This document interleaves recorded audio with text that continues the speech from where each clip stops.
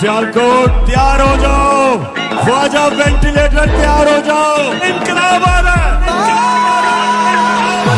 इनकलाब आ रहा है। रब दिया रखा तू जित जाना है, तेरे पुत्र नाल ने मां तुझे सलाम, तेरे नाल दिया ने तेरे नाल तना ने तू जित जाना है मां तुझे सलाम। कान ठोक के सुन लो ख्वाजा से, मैंने सियासत जरूर छोड़ी है, मैं अपनी माँ का साथ नहीं छोड़ूंगा, मैं अपनी माँ के साथ खड़ा हूँ।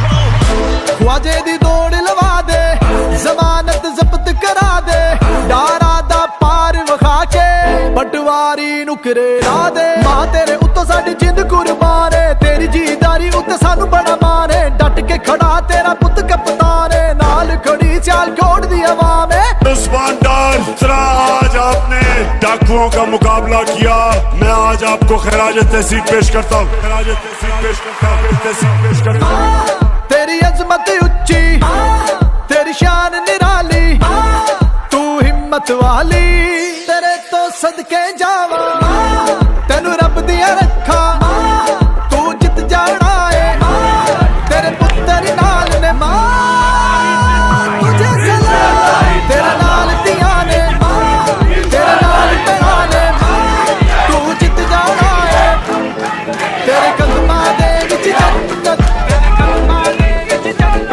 तेरी खिदमत साडी अज़मत,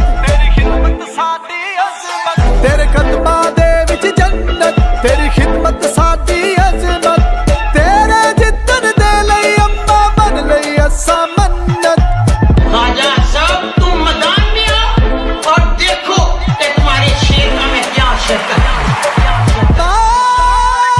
तुझे सलाम, बच्चे दे पलंग ने जितना, फिर शेर ने पिटना, अनु वोट नहीं पैना। मैं ग्राह के साथ डटी हुई हूँ,